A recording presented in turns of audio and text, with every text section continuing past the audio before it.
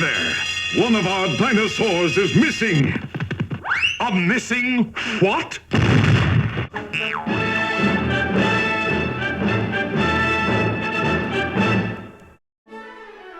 Welcome to the Disney Scrapbook, where together we take a journey to explore Disney history from 50 years ago. My name is Nolan. Today, we take a second look at Disney's 93-minute live-action comedy film that will tickle your funny bone. One of Our Dinosaurs is Missing, released July 9th, 1975. One of Our Dinosaurs is Missing is a lighthearted, family-friendly comedy adventure, a parody of espionage, involving a group of nannies who inadvertently become embroiled in a plot involving a dinosaur skeleton and a secret microfilm. If you have not yet had the opportunity to watch part 1 of this series, where a comparison of the film and the original story, The Great Dinosaur Robbery by David Forrest, is given, and Disney's casting of popular British comedic actors from the 1970s is explored, then I suggest you start there. I will leave a link in the description below. Here in part 2, we will look at the antique vehicles employed in the film, how some special effects were created, and identify some of the shooting locations. One of Our Dinosaurs is Missing was set in the 1920s and employed many antique vehicles. The shot that establishes the fact that the majority of the film is set in London is a period scene that takes place at Marylebone Station. Preserved stock from the Didcot Railway Centre were used to help create the atmosphere. The locomotive in this scene, which is just visible in the background, was the GWR 4300 Class 260 number 5322. A 100 OST mocked up to represent a GWR side tank locomotive pulls the goods train that the stolen dinosaur finds itself traveling on. Filming for this appears to be on the Bicester Military Railway in Oxfordshire, with an open level crossing being set dressed to look like Roman Green level crossing, which closed in 1970. Antique car enthusiasts will have a field day watching this film. The fleet of vehicles participating in this film range from Harp 1's large classy 1927 Daimler, as he tries to prove a conservative British Manchurian, at a time when Rolls Royces were out. Lord Southmere as a 1928 Phantom Rolls Royce. Other period cars included a unique 1908 taxi, borrowed from the British National Motor Museum, a 1922 Bentley, a 1924 Renault, a 1925 Trojan Tourer, a 1926 Albus Silver Eagle, a 1920 Godfrey Nash cycle car, and a mixed bag of background cars, including old Austins and Hummers. At one point in the filming, Peter Ustinov spotted a 1927 Jowett Jupiter, and the conversation with the present owner affirmed that the car had previously belonged to Ustinov himself. The nannies drive a 1914 Twin Enfield motorcycle, with its original wicker basket and sprung pillion seat in back. Its loud engine and prolific exhaust fumes is reminiscent of Eglantine Price's 1923 Triumph Ricardo, in another Stevenson Walsh production, Bedknobs and Broomsticks, a film the Disney Scrapbook has previously released a trilogy about. I'll leave a link to that below. Also seen were two open-top buses, a 1925 45 horsepower locomobile bus, and a 1922 2136 Dennis 2-ton bus, owned by Barchester Classics. The front bench is for a driver and a passenger, with 3 benches behind for 3 passengers each. To transport the dinosaur, a mock vintage Sentinel steam lorry was built by Disney, with modifications including a modern American car chassis. It was a flatbed affair driven by coal shoveled into a box under the hood. Its sound effects were created by driving a real Sentinel steam lorry up and down the disused runway. The vehicular choices reflect as much about the characters' personalities as their modes of dress or manners of speech. Prolific British Oscar-nominated art director Michael Stringer, who helped create the art designs for 8 Disney films, faced a huge problem in needing 2 75-foot Brontosaurus skeletons for the movie.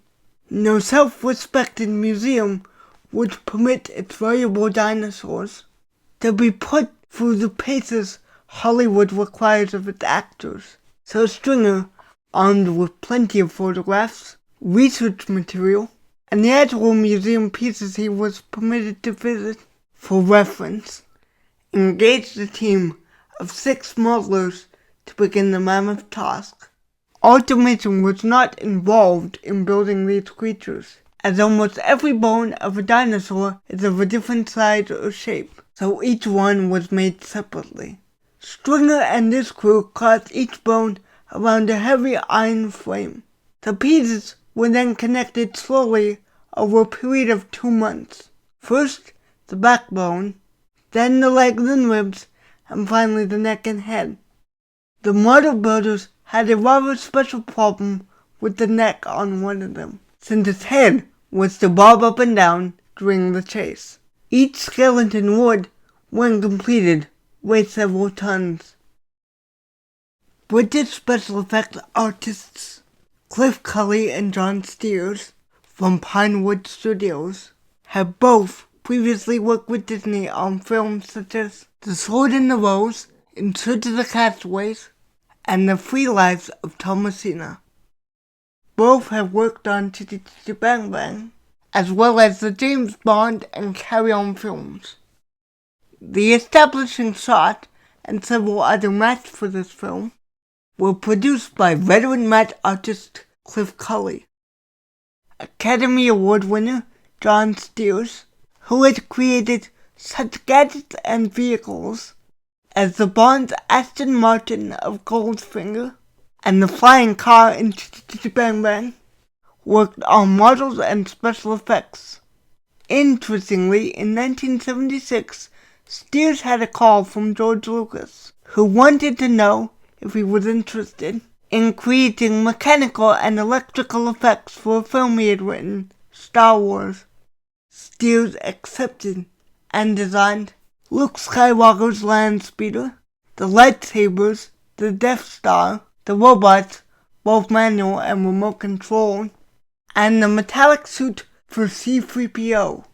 So this is probably how the skeleton from one of our dinosaurs is missing would reappear 2 years later in the Tunisian desert as a set piece for the hugely popular initial Star Wars film.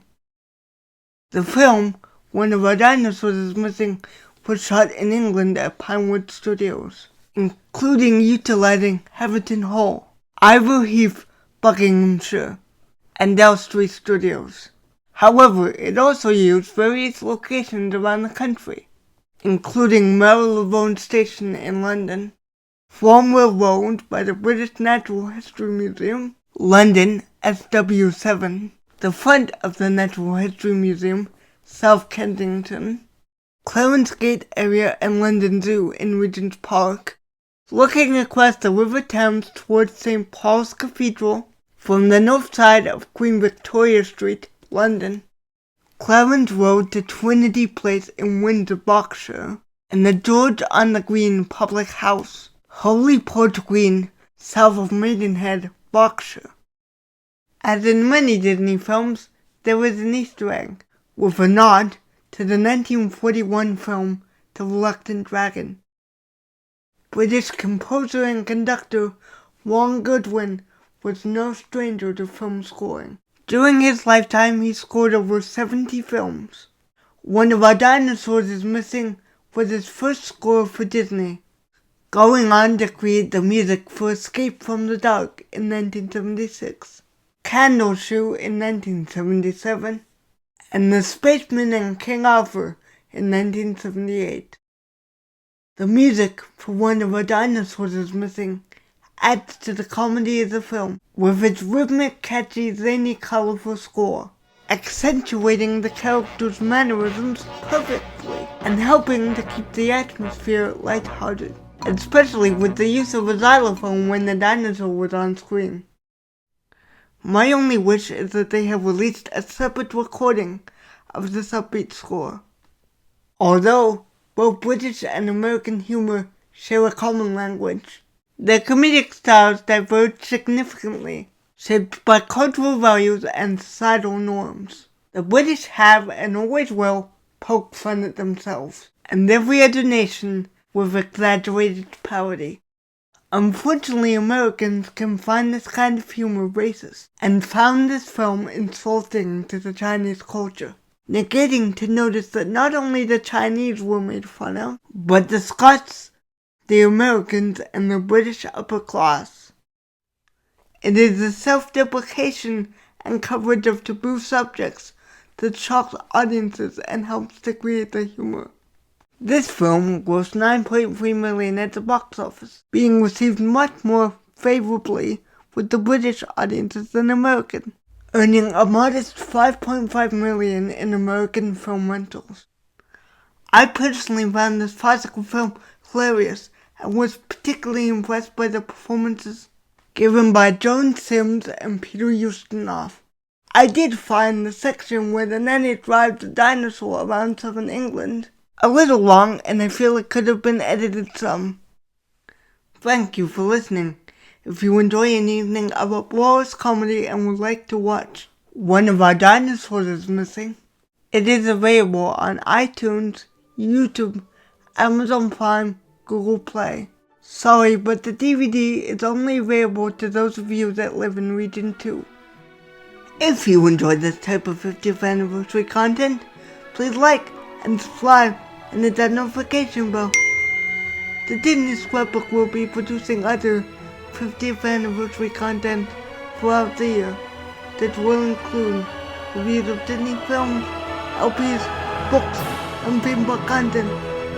Thanks everybody for watching. See you again soon. TTFN. Bye for now.